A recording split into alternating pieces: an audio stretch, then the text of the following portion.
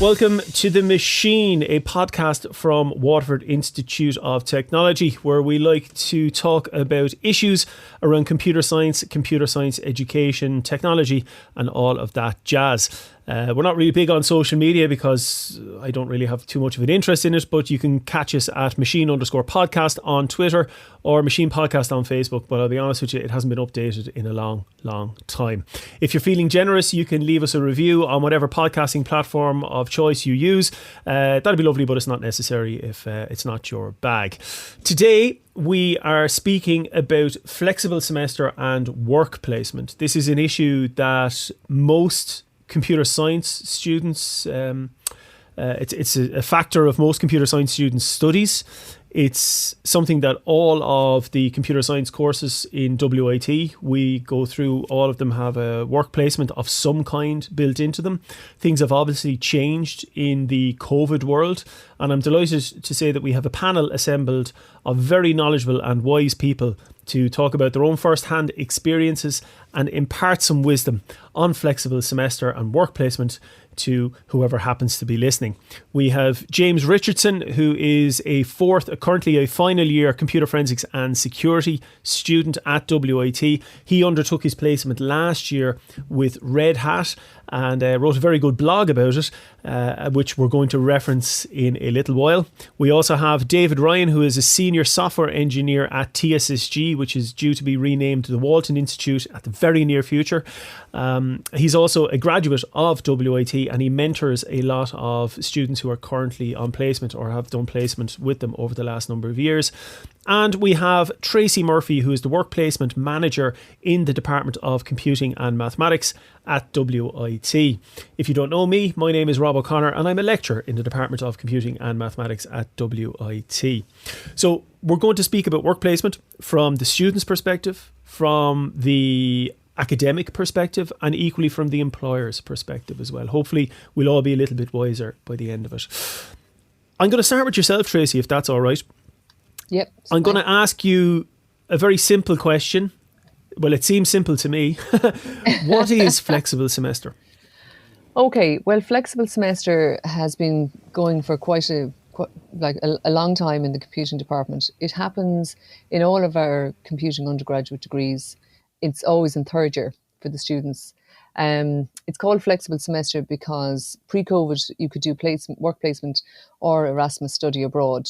So the flexibility was give the students a choice.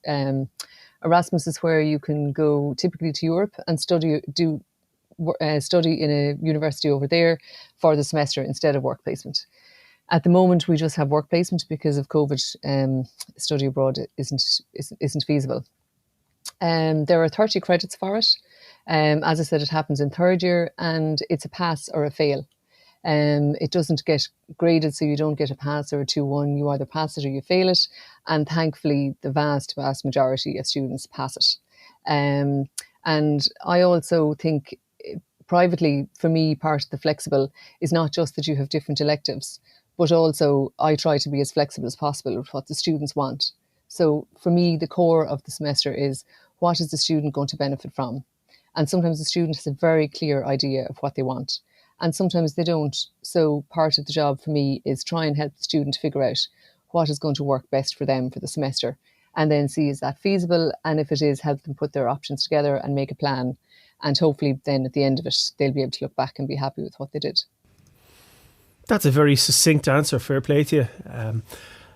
David, as somebody who went through flexible semester themselves in the not too distant past, what was your experience of it? Your personal experience of being a student on work placement? Rob, I did my flexible semester with a company called Scurry, and I found it interesting because I was coming from having a very low knowledge base, let's say, doing what you can and doing what you get through and using your coursework as best you can.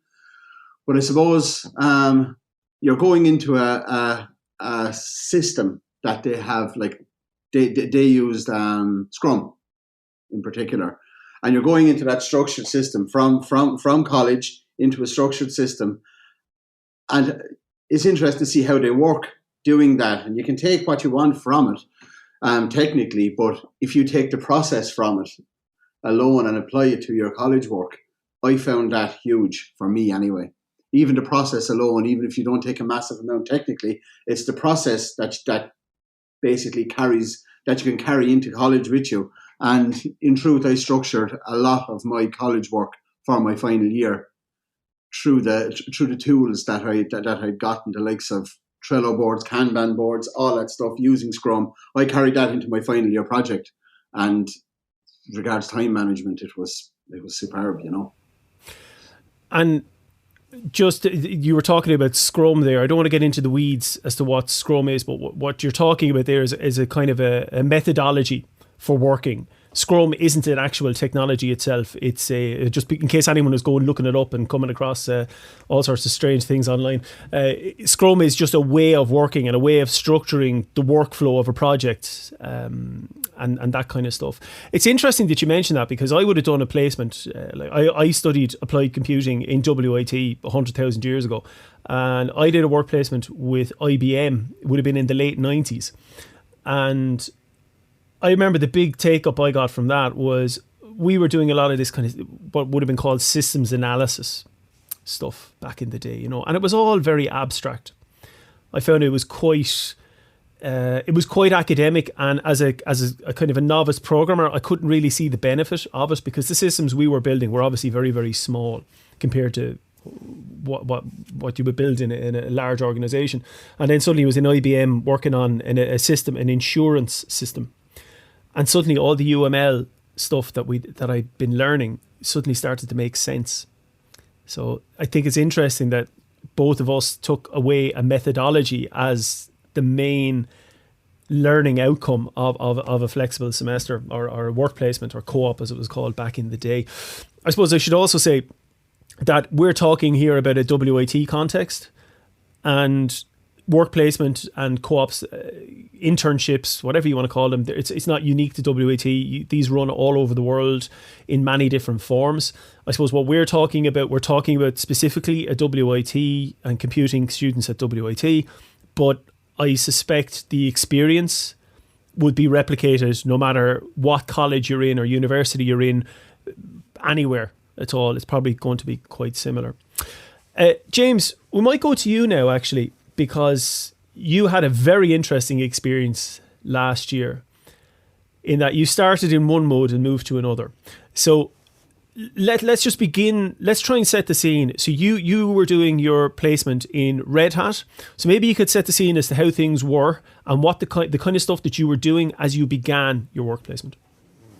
Sure. To kind of piggyback on what Dave was saying. So we operated in the exact same way. And at the time when I started with Red Hat, which would have been the beginning of January 2020, you're just told, okay, this is the meeting that you have to attend at this time. And you get used to the workflow, but or at least I had no idea that this was part of that Scrum sort of workflow in Red Hat. So it was just business as normal.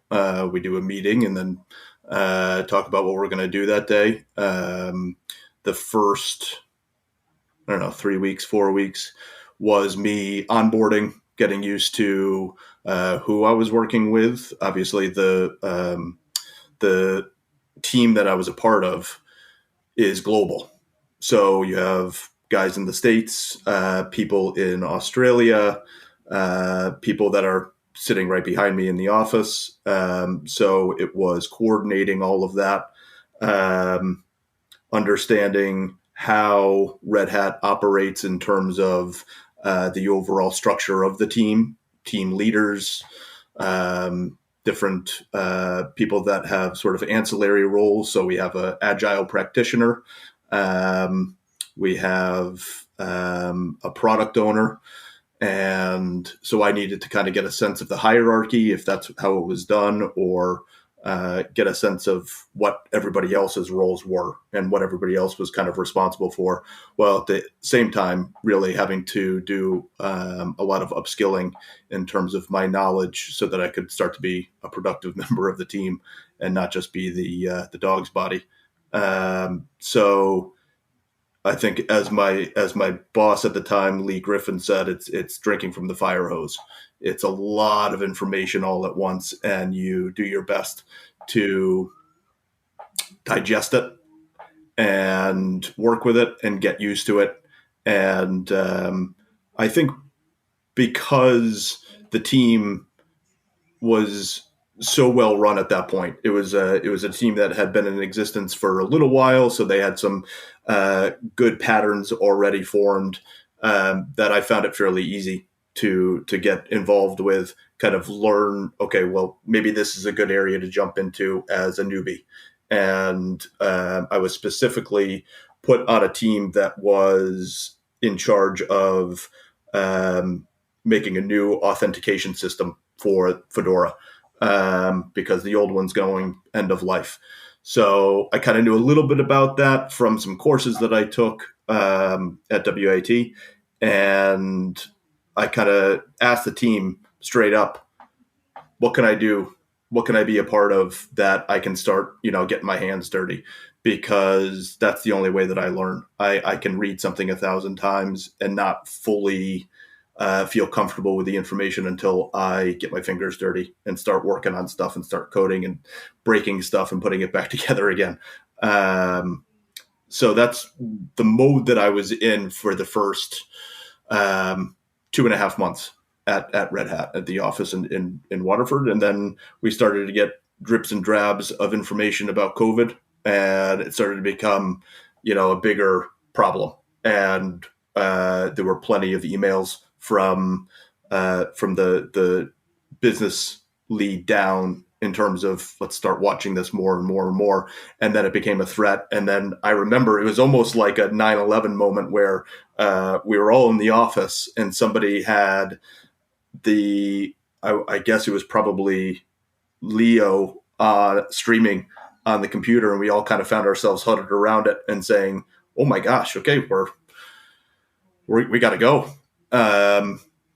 Red Hat did a great job of kind of laying the groundwork, and Lee Griffin especially just saying, hey guys, look, do what you can. So we were out, we started to grab stuff from the office. So I have stuff here that is Red Hat property. And we have like the flat screen and basically trying to do our best to set up a home office. It took a while. It took a while to kind of be able to adapt, to evolve, and get back to work. Like most people, I have, not exactly a great sort of home to work in, to shut the door from the kids and say, sorry, I can't do homework. I can't make meals. I can't do whatever, and get to work. So it took a while to get that balance right.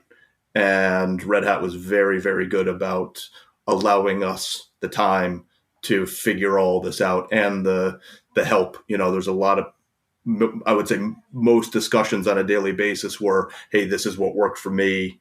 I wonder if it might work for you. And hey, I'm having trouble with this, or, I needed to get my something simple. Like we had really miserable Wi-Fi because I'm up in the boondocks of Tipperary. So I had to wait for high speed to get installed, which took forever. And then once that did, it was great. But yeah, so it was a big change, but everybody was going through it. It wasn't a product of just the internship. It was the entire office that had to figure out how to do this now. So if I can stop you there for just a moment and maybe just make a clarification, because somebody could be listening. First off, you don't have a Bogman Waterford accent like I do. You're obviously a mature student, and you're American originally. So mm-hmm. Yep. That's the kind of the context is. So when you were talking about people working in various offices around the place, Red Hat being a global organization, you're based in Waterford and you're a student in Waterford and you're a mature student and you're nearly finished now. You're on the home stretch. Yep. So how much, the fact that you were a mature student and you already had a significant amount of life experience, when you had to make the transition from a standard student placement in an organization to this home working environment with all the caveats associated with it. Do you think that you handled it better than most because of your own experience? It's a good question. I'd say it was a lot of the support from Red Hat. So we had, as I said, massive amounts of emails, text messages, Zoom meetings devoted to here's what you guys should be doing, so let's get your home offices squared away. We do not expect you just because you're home to basically be on call 24/7. That's not reasonable. Try and get done what you can get done. So I suppose with some of the different roles I've played in life, the ability to adapt, I suppose, could be, I could have some experience with that. Moving countries, getting used to a very similar but obviously different culture, getting used to the speed of life that's a little different, and adapting to that and kind of just learning from it and overcoming and knowing. I suppose the thing that makes the most difference is knowing what I want to achieve. So I had specific goals for my internship, and that didn't change because I was working from home. It was all about gaining the best experience in industry as I could get, so that I would feel a little bit more confident in my lack of knowledge, but knowing that I can actually do this role eventually. David, so James has explained kind of the way things were for him last year from his students' perspective. What was it like for you as a kind of a regular employee, but who was also looking after some placement students in TSSG at the time? How did things go for you with respect to that? Firstly, I suppose it was kind of weird. Okay, we had an intern in with us at the time, and we were in the office. He sat pretty much 5 meters away from me. So if he was struggling with something, or I wanted to explain something to him, just turn around. The whiteboard is behind me. Draw a diagram, sketch the lines. Do all that. Say, or maybe get him to sketch the lines and sketch out a rough ERD or relationship diagram or something on the board, and just say, look, and get feedback and give feedback. But all of a sudden that string was cut. Pretty much straight away. And I was in Wexford, where I'm living. The guy was in Waterford, and the other team members were scattered to the four winds. Okay, so I suppose what you have to do, and I know I'm going back to the process we used. Okay, and we have a process that we use, and we've been using it in the team for 4 or 5 years. And that process is kind of tailored so that you can work remotely, because you have daily engagement and stand up. We have a call every day. We identify blockers and problems that people are having. In the office, we stood up, we stood around, and we talked. But now this was gone as well. So I suppose we still use the process that we used. Definitely, we didn't break from that, and that helped a huge amount. All the other support side of things, I suppose. So if I can, yeah. No, if I could just stop you for a moment there, just to clarify that. So what you're saying is that, as part of your methodology, you have a daily stand-up meeting. A stand-up meeting is nothing to do with comedy. It's to do with, I think the idea behind it is that you're standing up, so you keep the meeting short. You kind of basically lay out maybe what each of you are going to do for the day, and maybe in the context of somebody else's work, and then you all go off and do it. But the idea is you have a short meeting that's very focused, and then you go off and you do the stuff. And what you're saying is that even when you were all working remotely, that process continued, obviously not in a physical sense. You weren't standing up all together. You were remotely dialing into each other using whatever system you were using. but you would keep that focus in play. Is that correct? Without a doubt, yeah. We never broke from that. That call happened and happens every day. And it's just literally what you finished, what you're doing, what you plan to do next, and are you blocked on anything? Are you stuck? Is there anything that you need help with? And sometimes some of the senior engineers or experienced engineers in the team would take the intern afterwards and give them maybe a bit of a tutorial, a little bit of help, and say, look, this is how we do it, or maybe give them some suggestions, or maybe just guide them in the general direction, and that process stood us well, in fairness, as regards how we handled the physical remote office situation as a team, and particularly as the intern. You can help them and help your team as much as you can, but only as much as you can. They have to work out some things after that. And I suppose as a team lead and kind of leading the team that we have, you can support them as much as you can, and you have to give them the time as well to be able to write, okay, you know that for maybe a few weeks while everything is settling down and people are bedding into their environment, that you have to give them the time and know that they probably aren't going to be productive. But what we did notice is when people got comfortable at home and managed to work out some of the little things, like a kid coming barreling through the door because something has gone wrong in their world. When you iron out those wrinkles, I noticed anyway, not a significant, but a gradual ramp up in the pace and the cadence of work being done. But key to that was the constant engagement. Without that, and I think I think it wouldn't have been a wonderful experience, if I'm honest. Just the constant engagement was probably the most important thing to maintain. And I think, that's it. Well, I think that's a very interesting point, because that would be echo what James said. And I think it's echoing what most people are saying. It's basically what you're talking about is clear communication. And if COVID has taught us anything, irrespective of internships, technology, or anything like that, clear communication really helps with everything. Tracy, you wanted to come in there on that. It was kind of more or less the same point, but I suppose coming at it from my own perspective, and I would have helped James and his core. I would have been the manager when James and his group were going through placement, and they started off pre-COVID and ended up mid-COVID.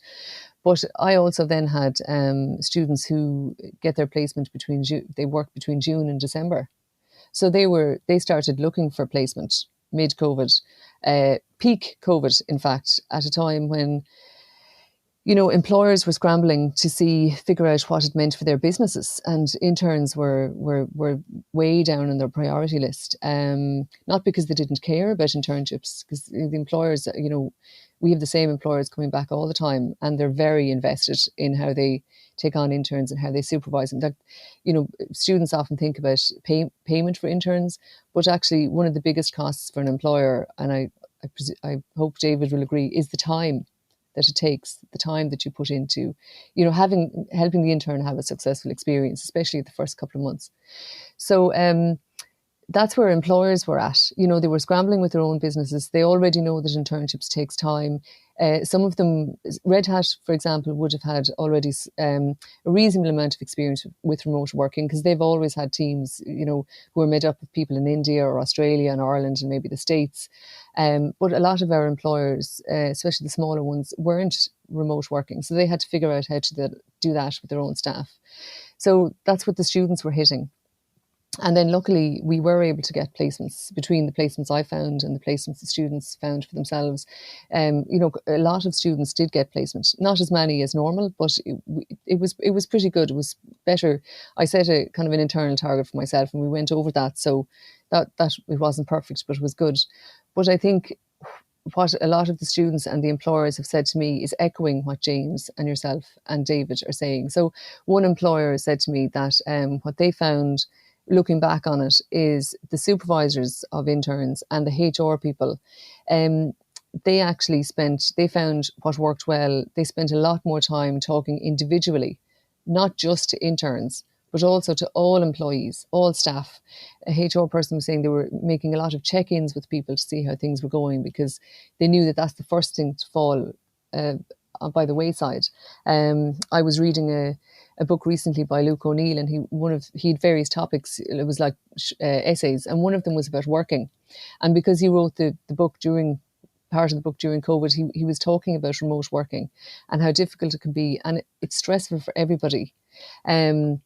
And he was saying it's stressful because you don't realise how much you rely on casual conversations and catching up with people, and the whole water cooler thing, and that it makes dealing with conflict an awful lot more difficult as well. So I suppose if an intern is out there and they're feeling these issues, if it helps them at all, everybody in the company is dealing with it. It's not just because you're a student and you're not coping. It's a very human reaction to remote working, and the employers they understand this, and they are doing their bit, like David is saying, to have stand-up meetings, maybe call people on a phone. We're very lucky in a lot of ways. Like I'm in a national working group for work placement coordinators, and so I know people who are dealing with trying to get placements for social care and nursing, who can't get placements because of COVID, whereas our industry is technology friendly. People are using Slack, and students and employers have, look what we found this week, this has come out and it's great for communication, we'll just switch to that. So I think maybe if students hold on to that as well, that there is a little bit of advantage to being in the IT industry when it comes to something like remote working. And communication is definitely the key, daily engagement. And if you're having trouble, talk to your supervisor, and definitely come to me if you have any issues. We can chat and see, where do you go from here? Make a new plan. Don't be out there on your own getting stressed out, because that's a horrible place to be. Yeah, and I just want to echo that about the contact supervisor, intern supervisor contact, and the entire kind of team or workforce or pod that you're working in.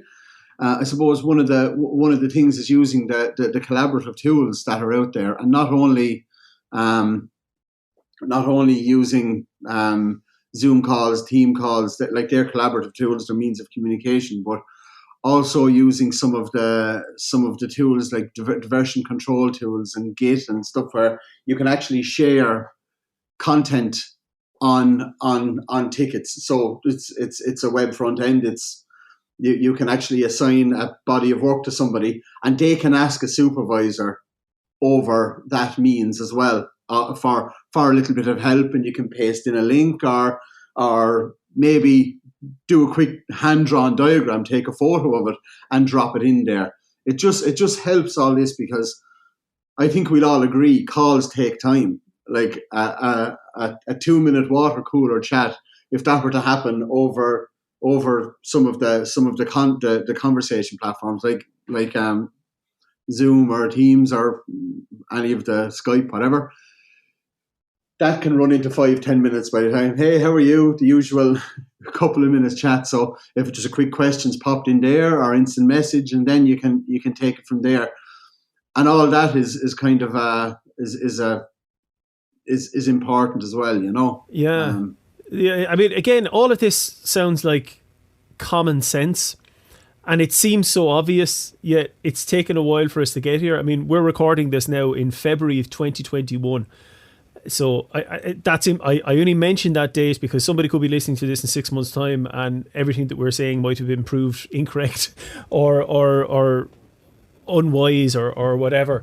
I'm mindful of students who are currently supposed to be on their placement. Now, Tracy has hinted at this.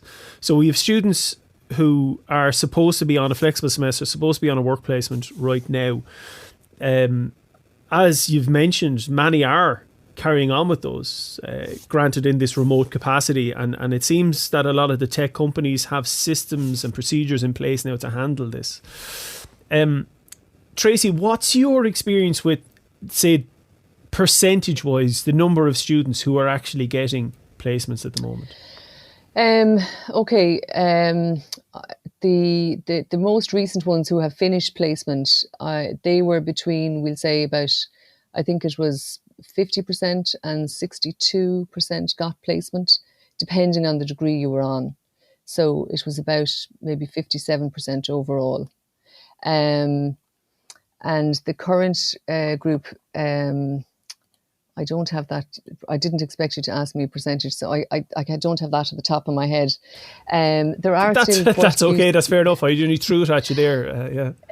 there's quite a few. There are quite a few students who are still looking for placement right now, and I've been talking to them as best I can individually. I've set up calls over Moodle that they can book. That was going a bit slow because it takes time to speak to each student, and my student numbers have nearly doubled this year, so that has made it a little bit trickier. So yesterday I started a kind of a drop-in Q&A Zoom. A couple of students came along to it, and I'm going to have more of those to kind of answer kind of quick questions that they might have while they're waiting for me to be able to talk to them individually. And I'm trying to change the way I put up information on Moodle, because I know lots of documents, if you read a lot of documents, you can get bamboozled by the end of it. So I'm trying to change the way in which I email students and send out more things that are shorter and yeah. Did you want to come in there? Oh, I didn't. I James? apologize. I didn't mean to cut across you. No, I actually just wanted to say that Tracy was brilliant about adapting her needs in terms of what WIT was expecting us to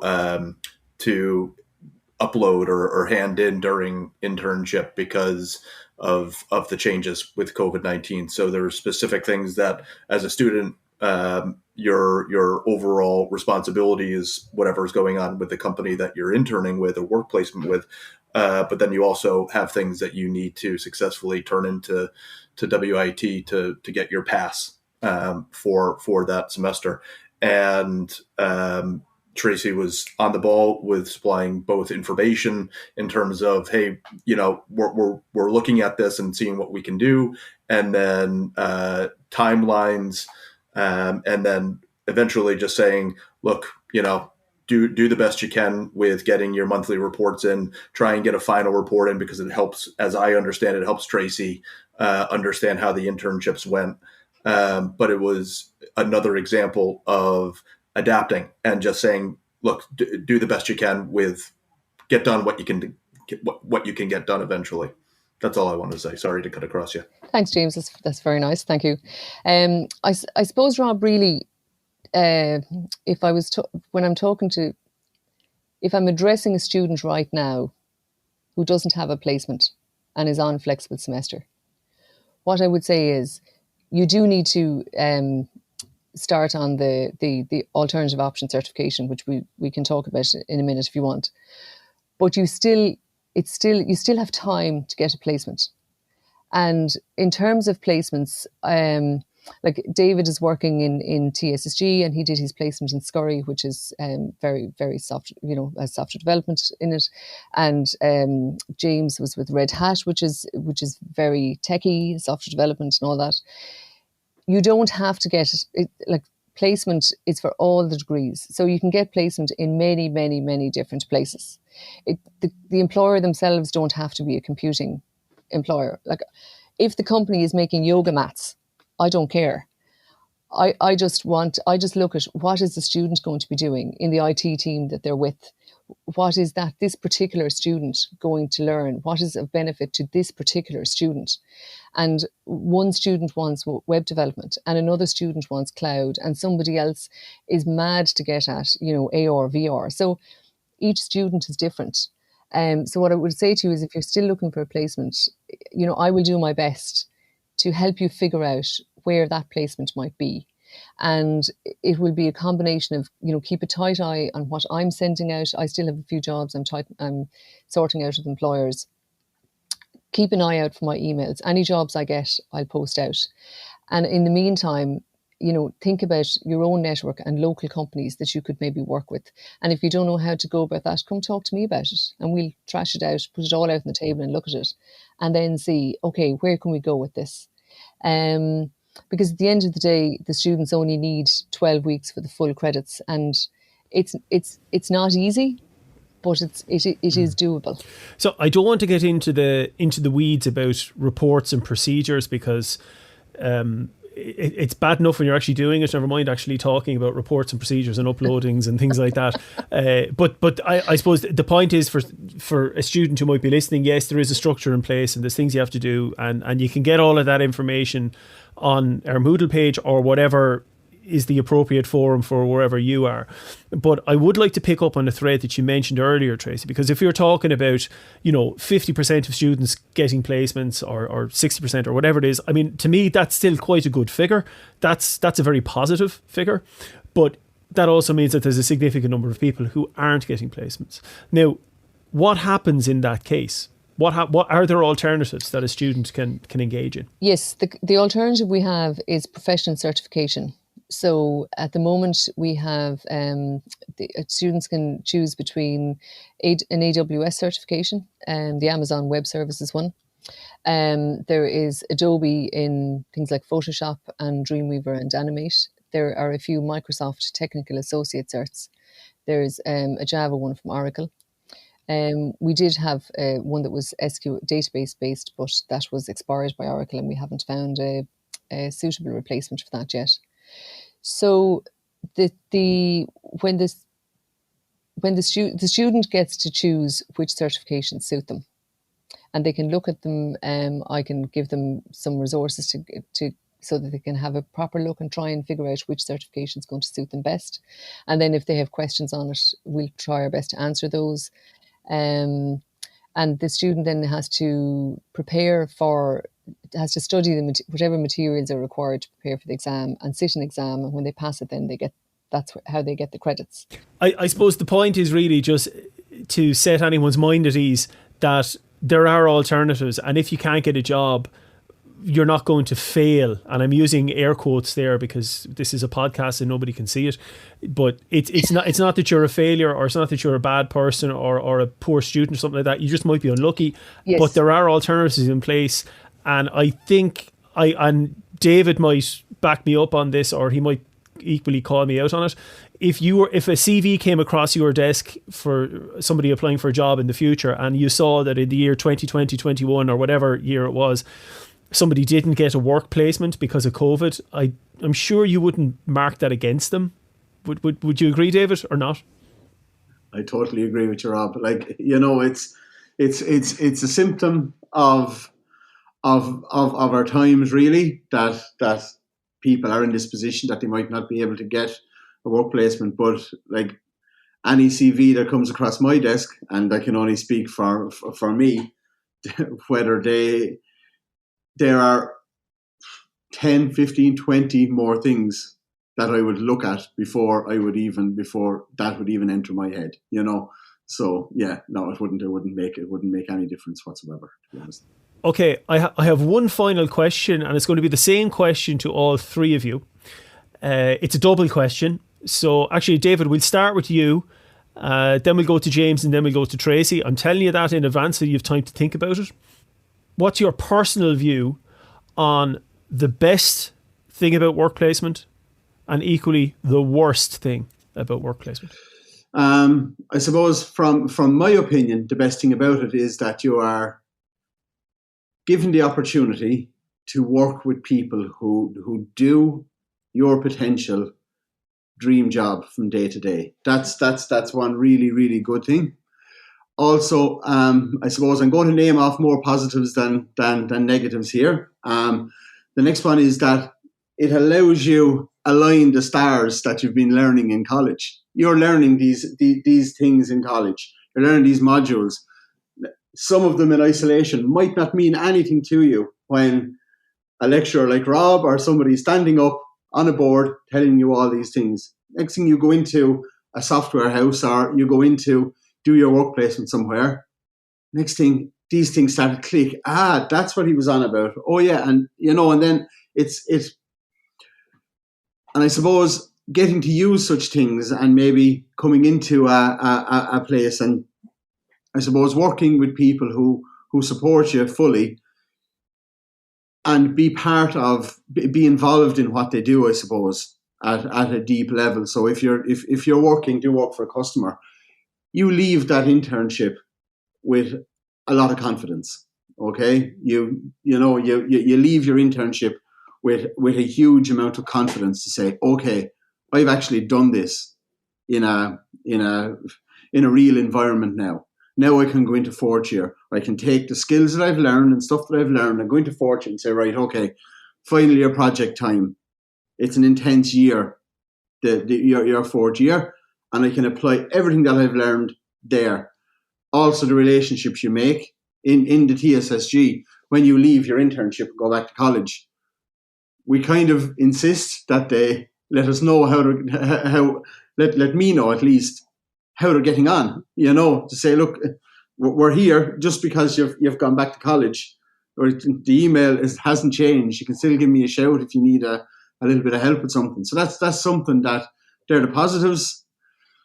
Worst thing about an internship, I suppose when you start in a place, it can be overwhelming. Okay, there's the potential feeling for the deep end effect, as I call it, that I am going in at the deep end here. I'm coming in here, and there all these words are flying around the place. These guys are having stand-up meetings, and it's overwhelming. And there's this thing called, it's perceived in my case, it's the deep end effect, that, right, okay, I'm going to come in here and I'm going to be thrown off the deep end into something that I've never done before, and there's no support there. But I suppose on the teams that I'm on, and I can only speak from the TSSG, that there is no deep end there. You have an onboarding process, and in our case, on the team that I'm on, we create an onboarding project, which is a very, very small piece of work that they have a number of weeks to do via the processes we use. But we tailor it towards what we see the intern doing from the time they start with us till the time they leave.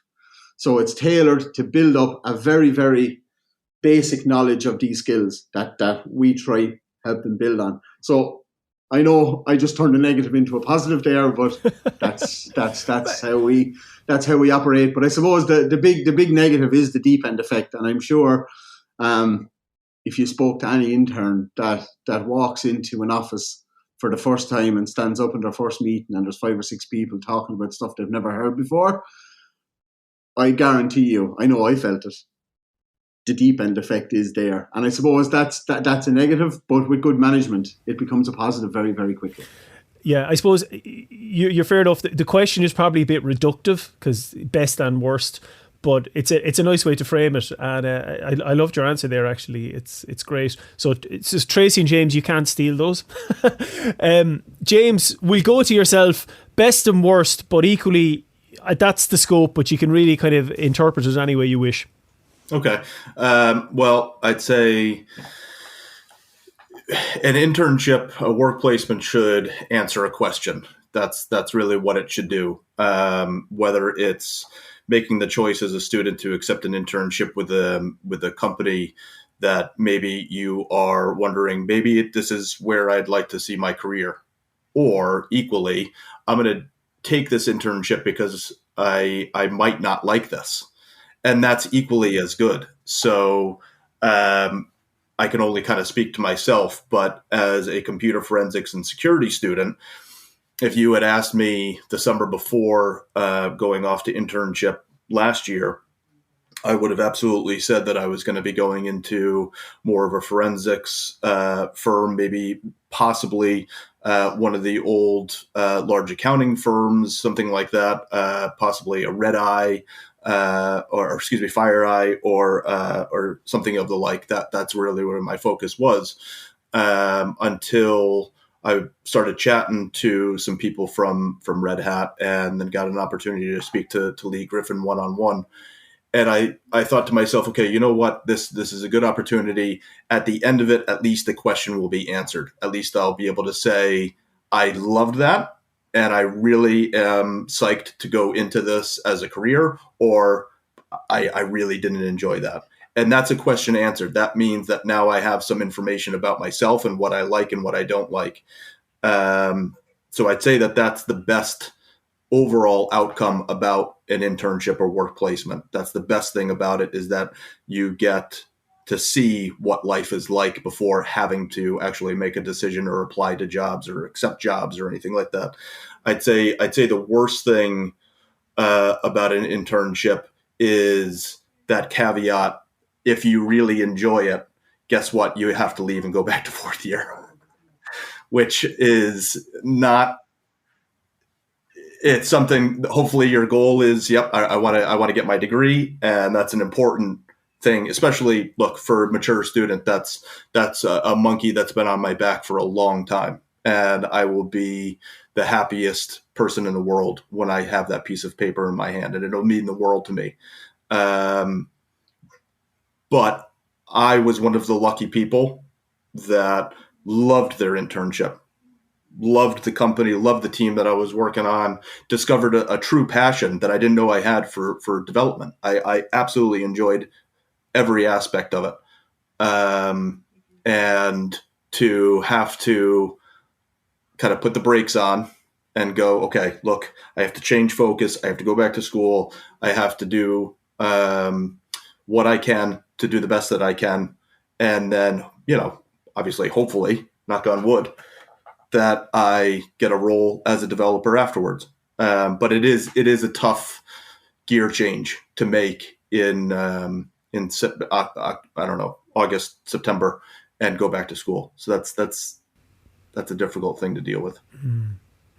And Tracy, same very wide ranging question to yourself in your own personal viewpoint.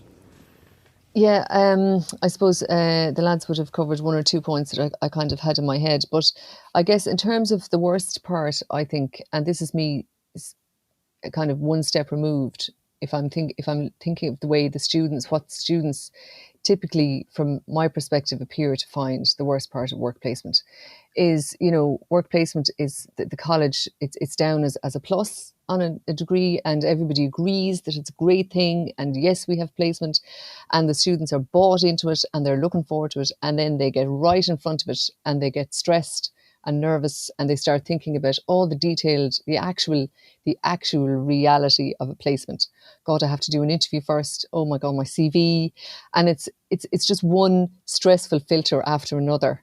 And some students get so stressed by it, they just kind of want to back off and think, I'll just do certification. I don't even want to engage with this. And I completely get that. I hate interviews myself. I can give you all the theory on them for hours, but I hate actually doing them. So I do understand where students come from. They're used to, without even realising it, they're in the WIT bubble and they've got their pals and their circle of friends. And now they're being told, no, you have to leave the nest now and go find new people and make friends with, all these people who know each other already. So it is, I completely get how daunting it can seem. But I guess what I say to students is, look, all the people you'll meet on placement, they've all been there. The majority of people you meet have been interns, and not just interns, just senior people who have to go and do a new job somewhere else. It's a completely natural reaction to be, nervous about it. But what I say is, you're going to have to do this when you're a graduate. So take this on now. Face the interviews and the CVs and all the things that you're stressed about, and you'll have me as to help. You have help from lecturers, and you can help each other. And then when it comes to being a graduate, you'll have the comfort of knowing you did that once and it worked out okay, and you survived it, and you'll learn from it. And also, I think students expect way too much of themselves. They underestimate, typically, from, it doesn't matter whether they're medium student or a really good student, they all typically underestimate what they know and what they're capable of, and they overestimate by a very big margin what the employers is going to expect of them if they get there. And then they worry about, sorry, I thought my phones were off, apologies. And then they worry about the huge bit as they see it in the middle that they're not going to be able for. So I try to explain that thing, you're underestimating one, you're completely overestimating the other. And and even when students are in companies, sometimes they'll feel like, I'm not contributing. They're in a week and they're worrying that they're not contributing. And they worry about that even before they get there. They think, I wouldn't be able to work there. I won't be able to contribute. And I say, no, the employers know that you're a student. Like if any employer ever treats you like you're, somebody who's 3 years out of college, come talk to me because I'll have a chat with them. Because they know, but I've never had to have a chat with an employer because they all know that these are students and they have a certain amount of basic skills, but they have a lot of learning to do. So I guess, for students who are feeling that, just everybody has felt that before you. You know more than you think you do, and you will be given the time to learn what you need to learn. And don't worry about not contributing for, a month or whatever, because employers know that you have a lot to learn, and they will be what they'll expect of you to contribute is that you're learning and you're asking questions and you're getting ready for when they start giving you work. The best parts of it, I guess, from my own perspective, I think work placement is really good for the college as well as the students because it gives us a really good chance to build up proper relationships with employers. And from dealing with employers, we understand what it is employers are looking for because they move at such a pace. It can be very hard for the lecturing community to sometimes to even have the time to figure out where industry is at. So they tell us directly, which is great. And we also learn from the students. The students come back and they tell us, this is what I did and this is what is big now and this is what's happening in databases. So I think it's very good as a relationship builder between industry and the college and our students. And in terms of the best thing for the students, I think I would echo the two lads were saying about you have the theory and now you get to see what it's like in practice.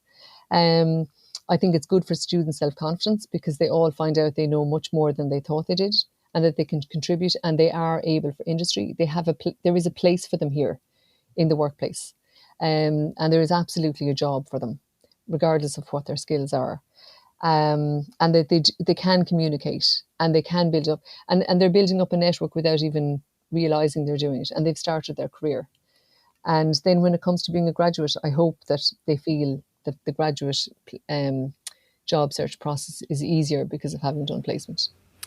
Those are three very wise answers, actually. As I'm listening to it, I'm like, we normally talk about techie things on the podcast, and this is probably the most non-techie discussion that we've had, but arguably it's one of the most important ones, if in a strange kind of a fashion, if you know what I mean. So obviously it has had a very much a Waterford focus, a WIT focus, but it's not unique to WIT, nor is it unique to TSSG, soon to become the Walton Institute, which we're going to pick up on in a podcast in the not too distant future, or Red Hat, with where James did his work placement. These are kind of universal themes, and I suspect they would be replicated right across the globe.